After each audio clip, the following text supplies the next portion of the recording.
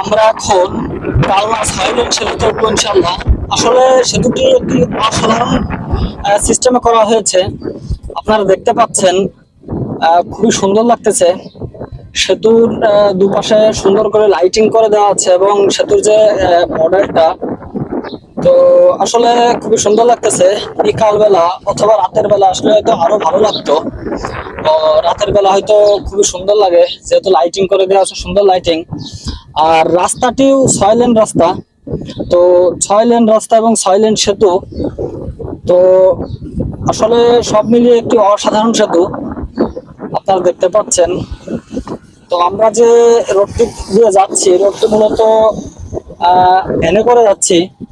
তো আস্তে আস্তে নিরিবিলি যাচ্ছি, খুবই সুন্দর লাগতেছে, অসাধারণ পরিবেশ।